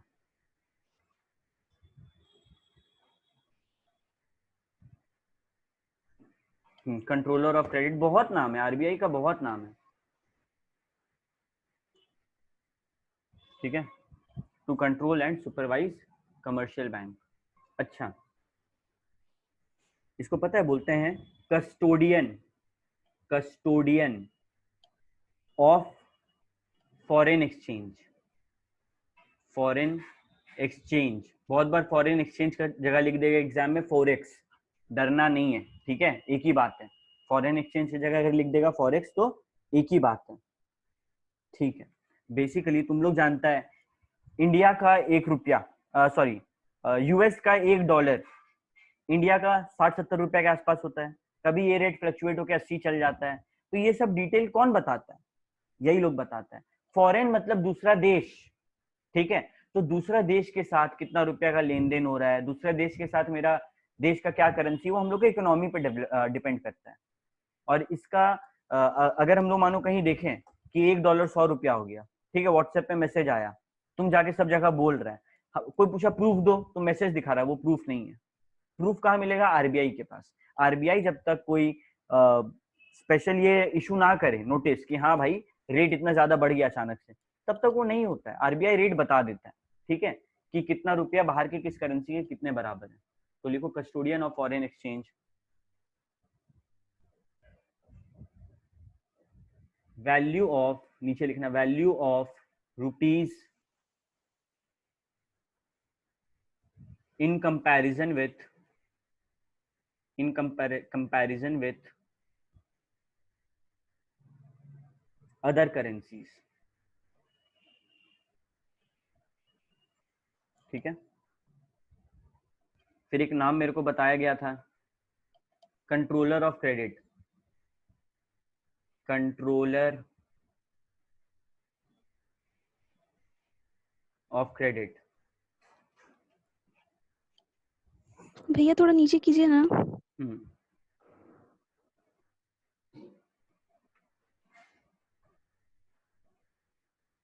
Controller of credit.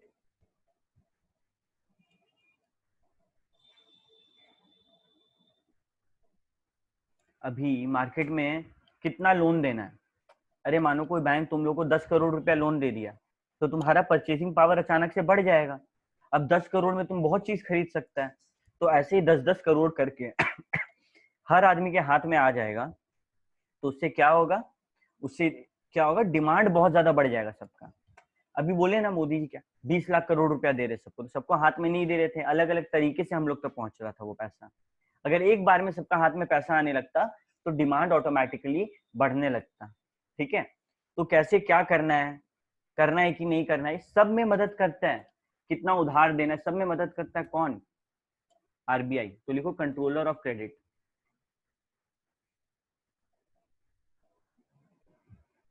इसमें लिखो हाउ मच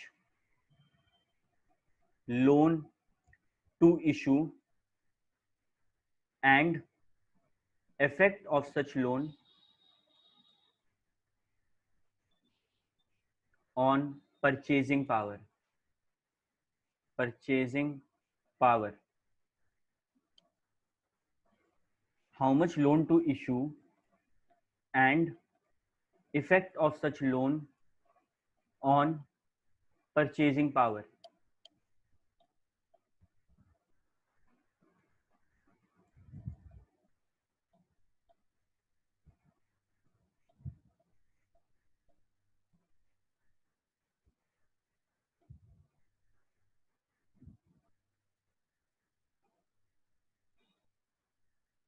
ठीक है, ओके, आई होप सबका कॉपी हो गया होगा। आगे बढ़ते हैं। और कोई नाम है क्या भैया इसका? ना, इसका बेसिकली और कोई ऐसा नाम है नहीं। ठीक है, जितना तुम लोगों को सिलेबस में था सबका बात हो गया। ओके, अच्छा भैया, हम लोग के चैप्टर के अकॉर्डिंग हम लोग क्या पढ़ रहे हैं? बिजनेस फैसिलिटेशन के बारे में। तो आरबीआई का क्या रोल है? Role of RBI in business facilitation. इतना देर से आप कहानी सुना रहे भैया हम लोग को, आरबीआई ये आरबीआई वो। इस चैप्टर में आरबीआई का क्या काम, ये बताइए। ठीक है, पहला लिखो करेंसी पॉलिसी। करेंसी पॉलिसी यानी कि मोनेटाइजेशन और थोड़ा सा ऊपर करिए ना भैया। कर रहे बाबू, ये वाला लिख लेने दो। Demonetisation of currency.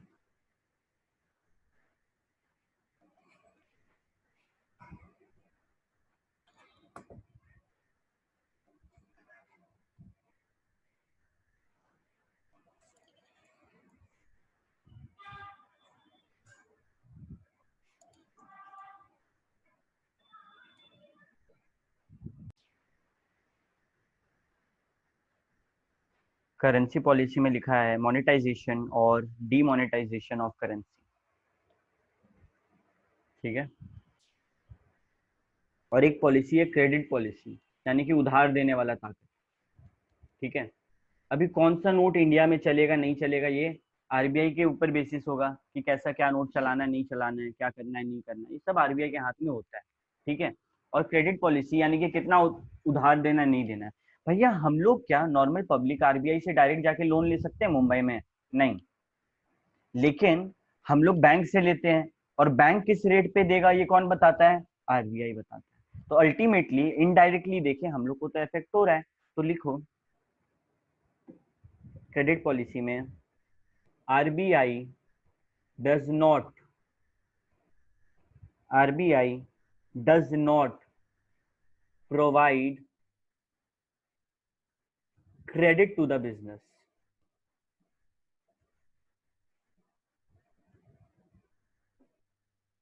RBI does not provide credit to the business, but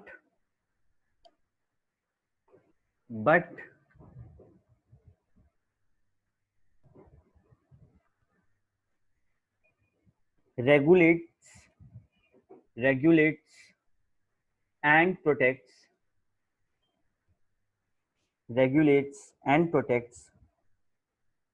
businesses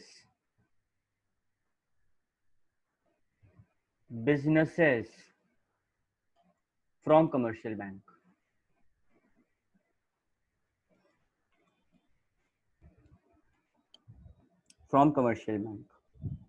ठीक है, लिखो पूरा।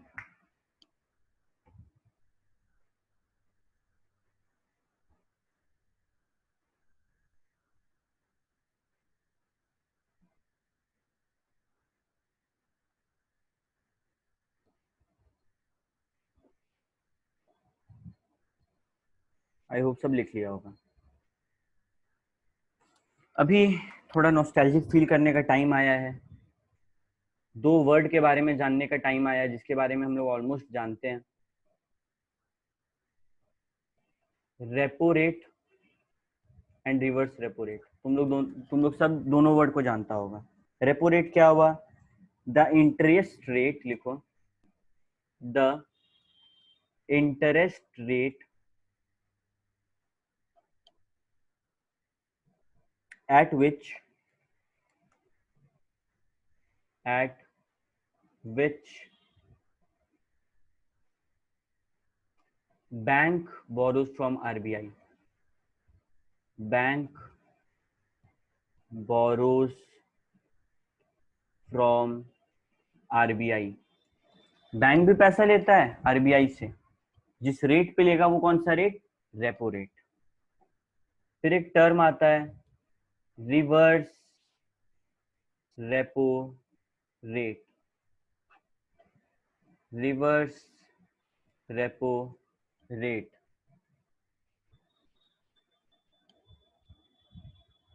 लिखो, इंटरेस्ट ऑफर्ड बाय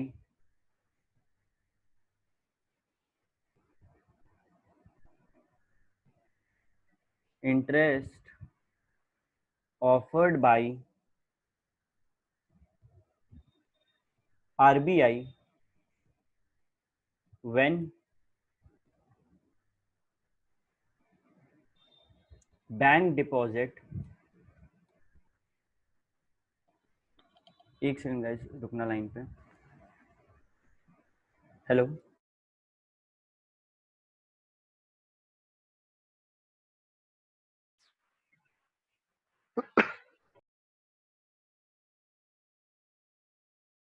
ओके, हम लोग कहाँ थे? Repo rate and reserve repo rate. हाँ, रेपो रेट क्या था? जिस रेट पे बैंक आरबीआई से पैसा लेता है, ठीक है। रिवर्स रेपो रेट हम लोग लिख रहे थे, लिखो, interest offered by RBI when bank deposits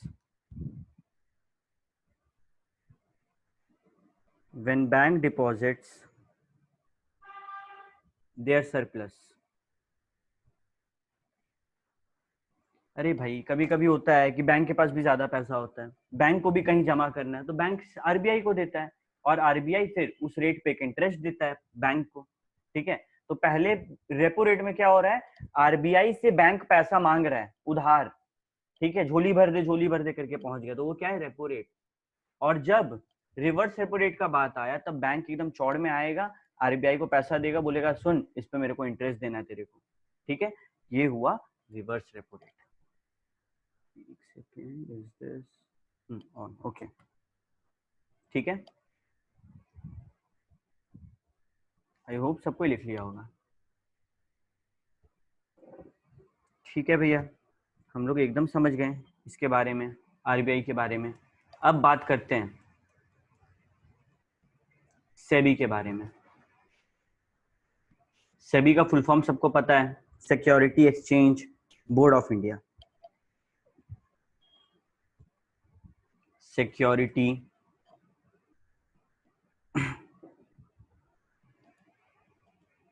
exchange board of India.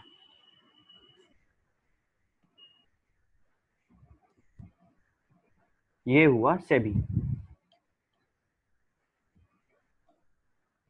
इसका भी थोड़ा डिटेल में बात करें अगर हम लोग, एक सेकंड रुको, इसका हेडक्वार्टर कहाँ है भैया? बताओ, किसी को पता है तो चैट में फटाफट। इसका हेडक्वार्टर किसी को भी पता है तो फटाफट बताओ।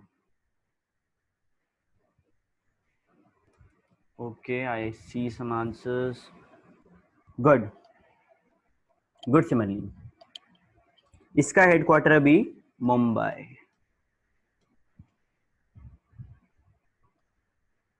Very good, good Arman. तो इसका सेबी का हेडक्वार्टर कहाँ पे? मुंबई। ठीक है। इसका इस्टेब्लिशमेंट कब हुआ था? इस्टेब्लिशमेंट कब आया था? इसका जन्म कब हुआ था? 12 अप्रैल 1988 बाय GOI यानी कि गवर्नमेंट ऑफ इंडिया।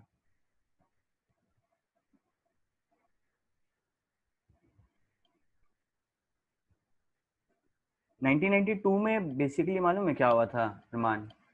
अगला पॉइंट वही है, लिखो। इसको जो पावर मिला है ना इतना ज्यादा, वो 1992 में मिला था, स्टैट्यूटरी पावर। ठीक है, पहले इतना औकात नहीं था इसका। 1992 में इसका औकात एकदम बढ़ गया, बैंकों का बैंक, बैंकों का पापा कहलाने लगा ये। पहले स्टैट्यूटरी ये क्या पावर, करता था? पहले इसका काम था करेंसी रेगुलेशंस वगैरह, लेकिन स्टैट्यूटरी पावर इसके हाथ में नहीं था। ठीक है, कोई ऐसा एक्ट वगैरह इसके ऊपर वो ऐसा नहीं था। ठीक है, सेबी का बेसिकली काम था शेयर्स, लिखना मत, ठीक है, शेयर्स एंड बॉन्ड्स को रेगुलेट करना। ये आराम से अपना रेगुलेट कर रहा था। ठीक है, बॉम्बे स्टॉक एक्सचेंज, NSE, ये लोग क्या कर रहा है, BSE, NSE, ये लोग क्या कर रहा है, ये सिर्फ देखता था। लेकिन स्टैट्यूटरी पावर, एक्शन लेने का पावर इसके पास आया 1992 में। और इसके पीछे भी एक कहानी है। तुम लोग को अगर हम चाहें तो एक होमवर्क देंगे आज। ठीक है, एक मूवी है, तुम लोग सबको मूवी का नाम कॉपी में कहीं पे लिख लो, यूट्यूब पे मिल जाएगा। GAFLA, GAFLA, गफला। ये मूवी देखना, समझ में आएगा इसको स्टैट्यूटरी पावर क्यों मिला है। ठीक है, अगला होमवर्क तुम लोग से पूछेंगे कि इसको स्टैट्यूटरी पावर क्यों मिला। ये मूवी सबको देखना है। ठीक है, गफला होमवर्क है यार, ऐसा टीचर होना चाहिए, क्या क्या होमवर्क देता, वाह। ठीक है, और ये केम इन फोर्स, लिखो कम in force 30th January, oh shit, 30th जनवरी 1992। ठीक है, ओके। तो कोई पूछे कि स्टैब्लिश कब हुआ था? 1988 में गवर्नमेंट ऑफ इंडिया बना के रख दिया था, लेकिन इसको पावर कब मिला? 1992 में, यानी कि 30 जनवरी 1992 में। ओके, सेबी का काम क्या है भैया? क्वेश्चन उठा दिल में, what is SEBI? Full form तो पता है, लेकिन इसका क्या सीन क्या है? लिखो, सेबी इज, एक सेकंड, हाँ, SEBI is an authority to regulate and develop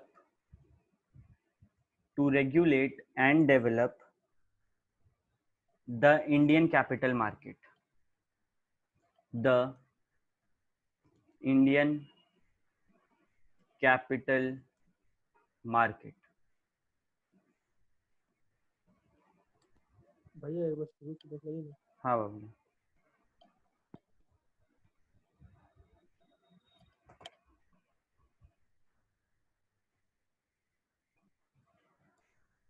Indian capital market का अगर बात करें, तुम लोग सब जानता है, इक्विटी शेयर, प्रेफरेंस शेयर, ये सबसे कैपिटल उठाते हैं, डिबेंचर, ये सबसे कैपिटल होता है, वही इंडियन कैपिटल मार्केट। ठीक है, आई होप कॉपी कर लिया होगा यहाँ तक थोड़ा। अगला सवाल भैया, सेबी का फंक्शंस क्या क्या है? Functions of SEBI.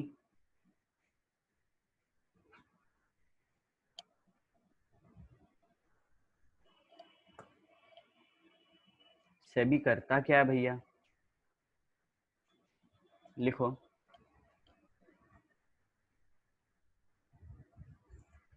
Security issue करना है, इशू ऑफ सिक्योरिटीज, कुछ भी इशू करना है अगर उसको ऐसा करना, मानो जैसे फॉर एग्जांपल हम लोग देखते हैं कि लोग रिलायंस का शेयर खरीद रहे हैं, लोग एमआरएफ का शेयर खरीद रहे हैं, लोग सबका सन फार्मा वगैरह का शेयर खरीद रहे हैं, मेरा भी कंपनी का हम चाहते हैं लोग शेयर खरीदें, तो हम जाएंगे सेबी पास। क्यों? सेबी एक रिकॉग्नाइज्ड स्टॉक एक्सचेंज को रेगुलेट करता है। ठीक है, हम लोग बोलेंगे ऐसे ऐसे सारा तुम लोगों को पढ़ाया जाएगा इंटर और फाइनल में कैसे क्या डिटेल वगैरह मांगता है, और उसके बाद तुम लोग सिक्योरिटी इशू कर सकता है। तो कौन मदद करता है? सेबी मदद करता है इन इशू ऑफ सिक्योरिटीज, पहला काम इसका। दूसरा, protect the investors, protect the investors. जो लोग शेयर मार्केट में पैसा लगाया वो लोग के साथ धोखाबाजी ना हो, ये कौन इंश्योर करता है? सेबी इंश्योर करता है। और एक तीसरा, मार्केट इंटरमीडियरीज, इंटरमीडियरीज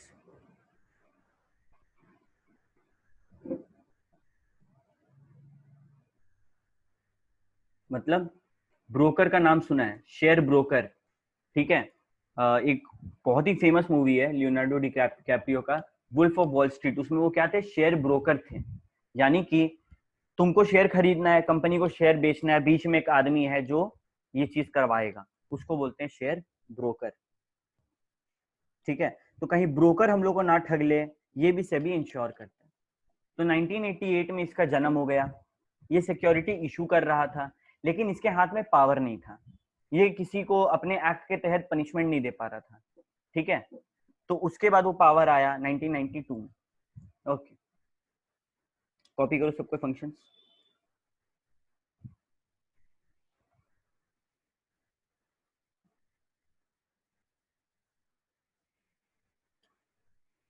अगला टॉपिक लिखो, power of SEBI.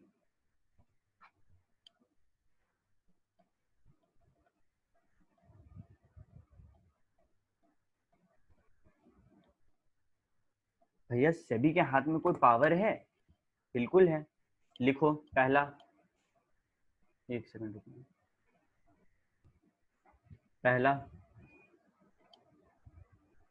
Approved by law, approved by law, इसके ऊपर एक एक्ट बना हुआ है। ठीक है, क्या करता है? इंस्पेक्ट, पावर क्या चीज का? Inspect the books of account, books of account, जरूरत पड़ने पे ये तुम्हारा जो अकाउंट्स बनाता है ना तुम, वो भी देख सकता है। ठीक है, ओके। इनफैक्ट जितना लिस्टेड कंपनीज है, लिस्टेड कंपनीज, उसका भी इंस्पेक्शन कर सकता है कि उसमें क्या चल रहा है नहीं चल रहा है। ओके, तो इसका पावर, पहला बात अप्रूव्ड बाय लॉ है, लॉ के तहत बना है। दूसरा बात ये तुम्हारा बुक्स ऑफ अकाउंट्स देख सकता है और लिस्टेड कंपनीज को इंस्पेक्ट कर सकता है। ठीक है, कॉपी कर लो फटाफट। भैया आप सेबी का भी पूरा कहानी बताएं, सेबी क्या करता है, क्या पावर है, क्या फंक्शन है, बिजनेस फैसिलिटेशन में ये क्या कर रहा है ये बताइए। तो लिखो अगला पॉइंट, रूल ऑफ सेबी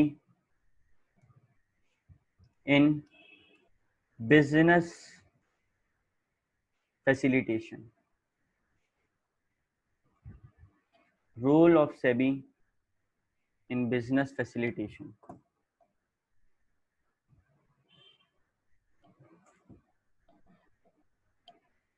लिखो इसमें,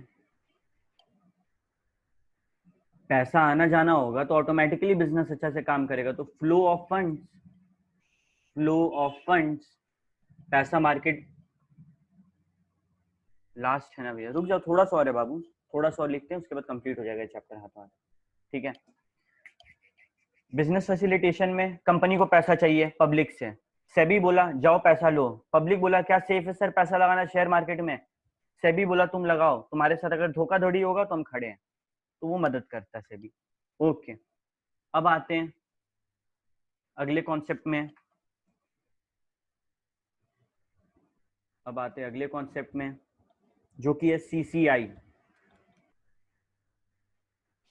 कंपटीशन कमीशन ऑफ इंडिया।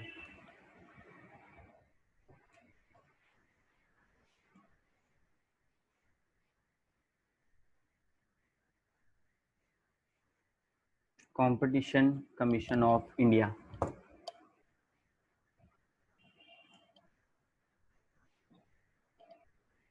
मालूम है कंपटीशन एक्ट है, कंपटीशन एक्ट 2002, कभी भी कोई एक्ट बोलेंगे उसके ईयर के साथ बोलेंगे। ठीक है, क्या बोलता है भैया एक्ट, लिखो act says ensuring the common man, ensuring the common man access the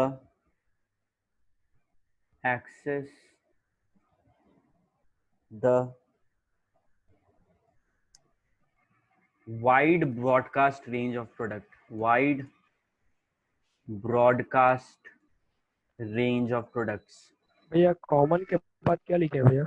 common man, repeat कर रहे हैं हम, act says ensuring the common man access the wide broadcast range of products. ठीक है, अभी तुम ही लोग सोचो एक ही कंपनी होता तो मोनोपोली होता, इसीलिए कंपटीशन होना जरूरी है। आज ओप्पो, वीवो, रियलमी, सैमसंग सब में कंपटीशन है, तभी हम लोग को हर दिन कम दाम में बेटर फोन देखने मिल रहा है कि नहीं? तो वही बोल रहा है कि कंपटीशन हेल्दी होना चाहिए। अगर कंपटीशन अनहेल्दी होगा तो क्या करेंगे, कंपटीशन एक्ट 2002 के तहत देखेंगे कि क्या सोल्यूशन है। अभी उस पर ध्यान नहीं देना है, वो हम लोग का एक्ट अभी नहीं पढ़ना फाउंडेशन में। ठीक है, ओके। मैं ऊपर करिए ना एक बार।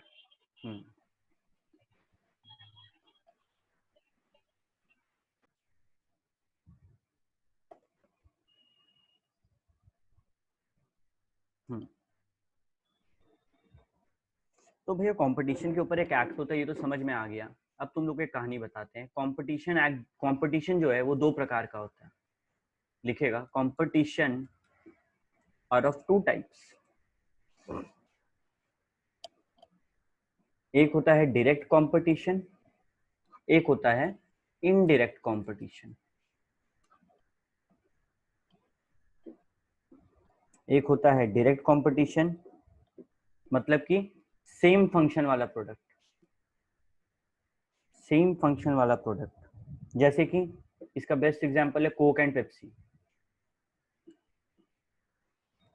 Coke and Pepsi. राहुल अगर इशू हो रहा तो चल जा भाई, कोई दिक्कत नहीं है। ठीक है, ओके। एक होता है डायरेक्ट कंपटीशन, एक होता है इनडायरेक्ट कंपटीशन। डायरेक्ट मतलब कोक एंड पेप्सी, समझ गया, नोकिया सैमसंग। ठीक है, इनडायरेक्ट इसमें क्लोज सब्सटीट्यूट होता है, लिखो क्लोज सब्सटीट्यूट्स। एग्जाम्पल लिख दो इसका, बटर जैम, ये लोग इनडायरेक्ट हो गए, बटर एंड जैम। ठीक है, ये हो गया इनडायरेक्ट। अभी मैक्सिमम 1-1.5 पेज और लिखना है हम लोग को, उससे ज्यादा नहीं। फटाफट लिखो तुम लोग। कंपटीशन दो टाइप का होता है, डायरेक्ट मतलब सेम फंक्शन है, कोक भी मस्त है, पेप्सी भी मस्त है, बस टेस्ट अलग है, दोनों एट लास्ट हम लोग कोल्ड ड्रिंक की तरह पीते हैं। इनडायरेक्ट में बटर एंड जैम, दोनों ब्रेड में लगा के खाते हैं, लेकिन ऐसा नहीं, मतलब अमूल का बटर अलग है, किसान का बटर अलग है। ठीक है, और जैम अलग ही चीज है, तो ऑलमोस्ट वो सेम चीज है। टी अलग चीज है, कॉफी अलग चीज है, लेकिन कंपटीशन तो है। अगर टी का दाम बढ़ेगा तो कॉफी का डिमांड बढ़ेगा, ये चीज हम लोग सीखे हैं, तो वही चीज है। ओके, आगे लिखो बेनिफिट्स। बेनिफिट्स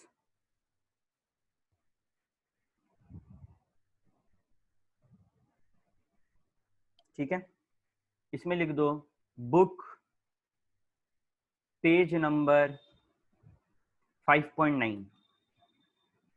बुक में तुम लोग देखेगा पेज नंबर 5.9। ठीक है, देखो सिंपल एकदम, याद करने वाला कोई चीज ही नहीं है, बच्चा वाला बात है। बेनिफिट्स क्या होता है, अगर हम लोग का कंपटीशन होगा तो इनोवेशन होगा। जैसे पहले डब्बा वाला टीवी आता था, फिर एलईडी आने लगा, एफिशिएंसी इंक्रीज होगा। पहले एक फोन उतना काम नहीं करता था जितना अब कर रहा है। ठीक है, फिर कोई अगर गलत कर रहा है तो उसको पनिशमेंट मिलेगा, पनिशेस द लैगार्ड्स। फिर boost choice, improves quality, reduces cost. आज के टाइम पे जो फोन 15,000 के अंदर में आ रहा है वो आज से 3 साल पहले नहीं आ रहा था, क्यों? कंपटीशन। ठीक है, and last, ensures availability of goods in abundance of acceptable quality in affordable price, यानी कि प्राइस भी कम होता है, क्वालिटी भी अच्छा होता है। तो यही बोल रहा है, ये हम लोग बुक से देख लेंगे, ऐसा कुछ इसमें लिखने का नहीं है। Okay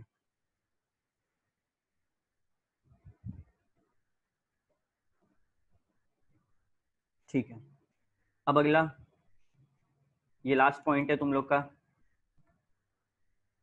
IRDA। IRDA insurance and development, insurance regulatory, sorry, insurance regulatory, insurance regulatory and development authority of India.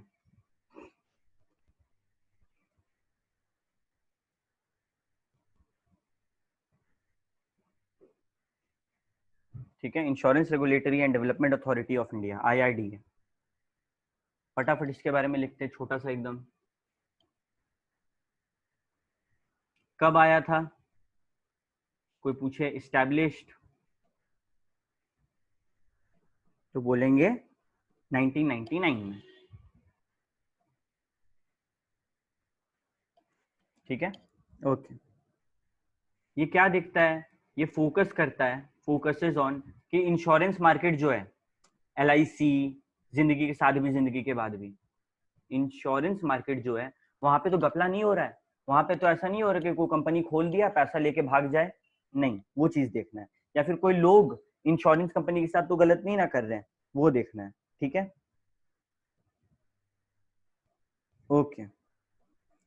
अगला point, insurance bill, insurance bill proposed in July 2013 by UPA government,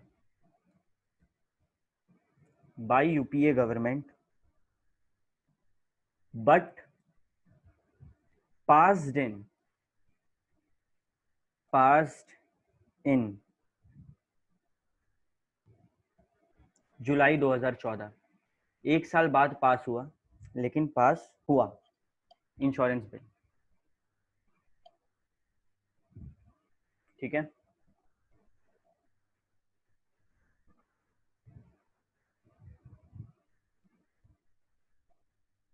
okay.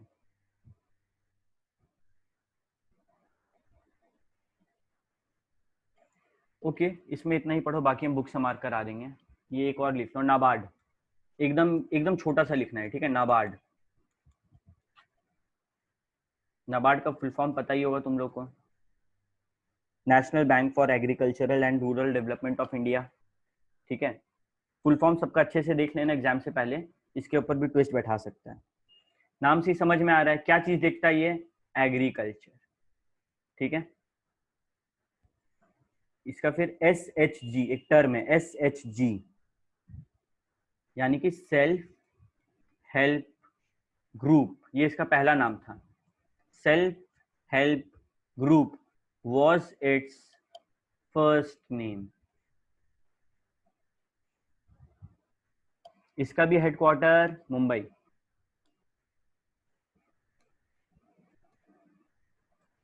Mumbai.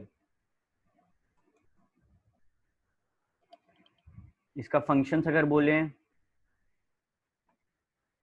इसका अगर फंक्शंस बोले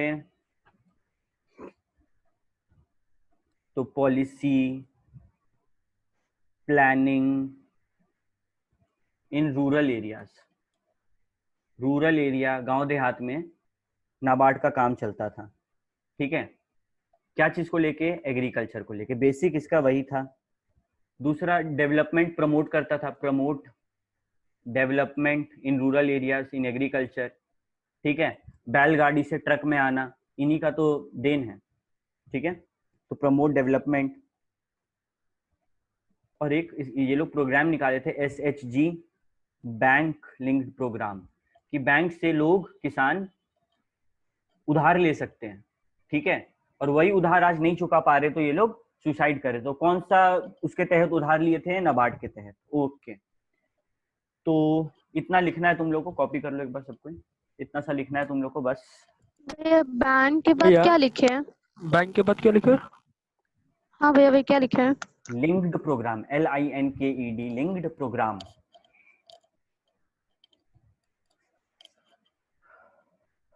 okay, ठीक है। SHG मतलब? SHG मतलब पहले ही लिखवा चुके हैं, देखो, सेल्फ हेल्प ग्रुप ऊपर में, ओके भैया। Self help group. ठीक है, ओके। तो हम लोग आधा से ज्यादा मैटर बुक का, आधा क्या मतलब almost 90% of the matters book का छू चुके हैं। ठीक है, ओके। तुम लोग का काम है सिर्फ अब बैठना और ये सब रीड करना। ठीक है, यहाँ से बाकी है, यहाँ से हम लोग नेक्स्ट क्लास में करेंगे। तुम लोग क्या करेगा, घर में बैठेगा और आज जो जो हुआ उसको खाली रीड करेगा। ठीक है, एक छोटा सा कॉन्सेप्ट है SLR और CRR, ये भी पढ़ लेना। ठीक है, SLR और CRR पढ़ लेना, ऐसे हम नेक्स्ट क्लास का बिगिनिंग में इसके बारे में बता देंगे तुम लोग को। ओके, बाकी duties and powers of IRD ये होमवर्क है, इसमें कुछ नया नहीं है, खाली रीड करना है तुम लोग को। ठीक है, duties and powers of IRDI। अभी ध्यान से सुनो, क्या क्या होमवर्क है, एक मूवी बोले, होमवर्क क्या क्या है? मूवी है गफला, ये पूरा चैप्टर पढ़ना है, चैप्टर 5 पूरे अच्छे से पढ़ना है, साथ ही साथ चैप्टर 4 पढ़ना है। तुम लोग का व्हाट्सएप पे एक MCQ मिला होगा, तुम लोग को बैठ के सारा MCQ सॉल्व करना है कॉपी में, मतलब कि जैसे मानो प्रिंट आउट, उसमें तुम लोग का दिया रहेगा 1 का A, 1 का 2, ऐसे करके कॉपी में तुम लोग मेरे को लिख के भेजेगा। सारा सबका होमवर्क मेरे पास आना चाहिए। ठीक है, जिसका होमवर्क नहीं आएगा वो ट्यूसडे वाला क्लास अटेंड नहीं करेगा। ओके।